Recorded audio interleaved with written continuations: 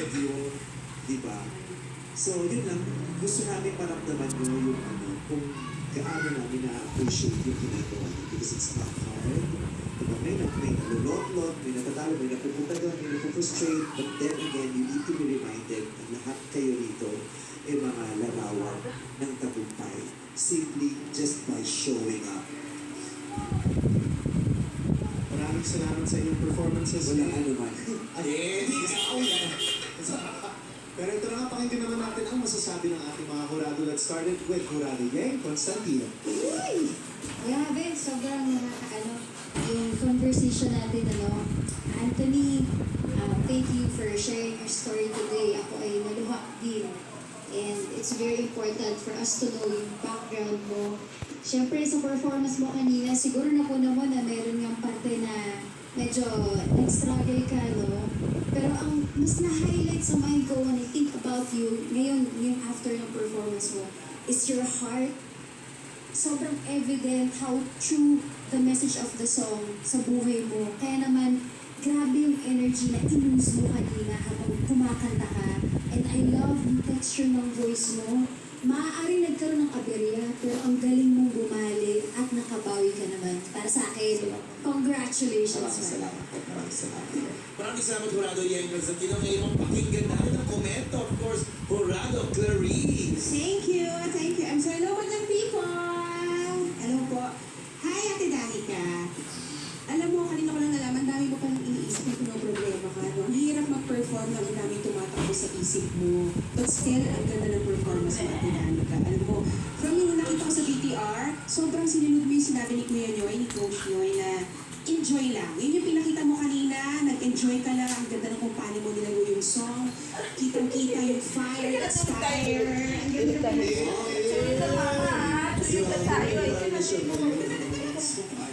Sulit.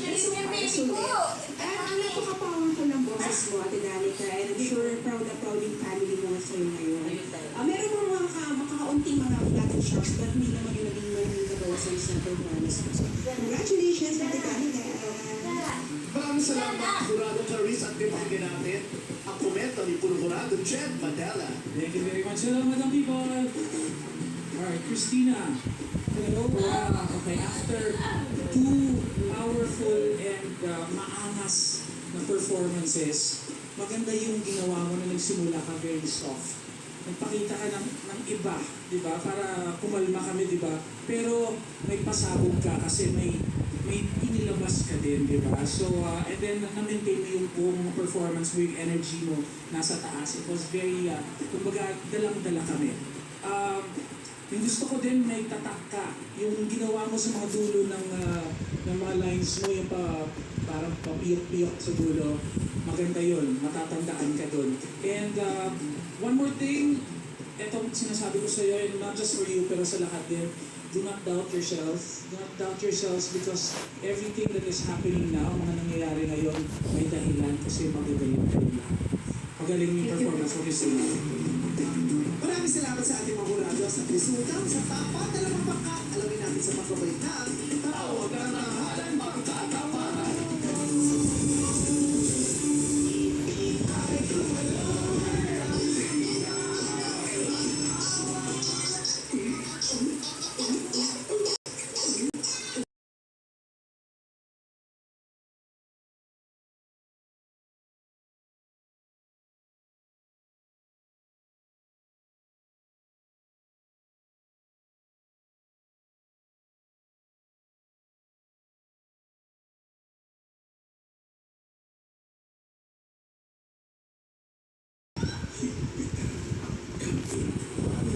Oras na wala sa akin yung kapo ko rin ang isip ko. Hanap ka.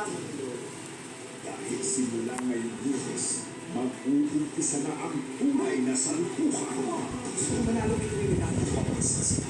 Hindi na sila makapagpapas. Jacob versus Samuel. Jacob!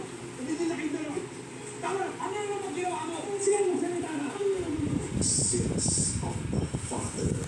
Ngayong October, parating na ang Edition 2.0.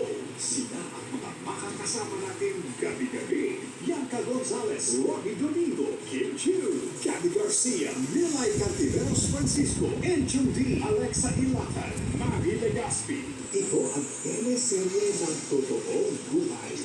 Pinoy Big Brother Celebrity Collab Edition 2.0.